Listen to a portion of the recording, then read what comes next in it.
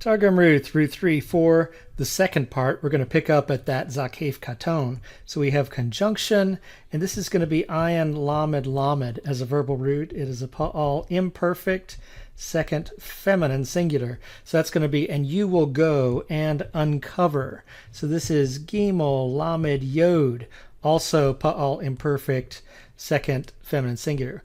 And the sign of the direct object is going to tell us what is Ruth to uncover, and it's going to be his feet, where it's a plural or actually probably a dual. They're his feet. Conjunction, and this is also a pa'al imperfect, second feminine singular, and this is dalet mem kaf again. So we've seen it in the noun here, and verb, and you will sleep. And of course we have something added right here, and it's interesting. It's going to be a compound tense.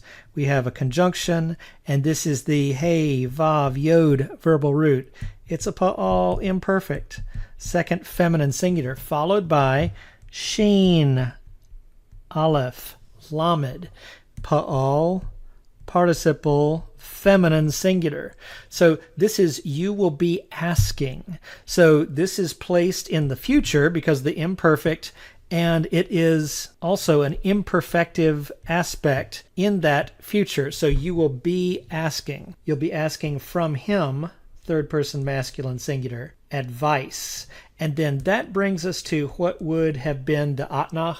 So we'll just stop it right there. And now let's take a look at this word. This is the word for his feet.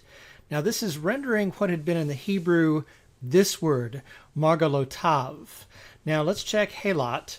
The entry for this in halot says this is actually not the word for his feet, but the place of his feet. It's slightly different, and it appears that this is very intentional to kind of break the innuendos that you might have otherwise discerned in this midnight encounter.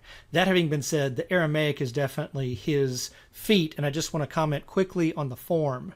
Here is the Hebrew raglav, which is how this would appear in the Bible, his feet. So we can already see the difference here in Ruth.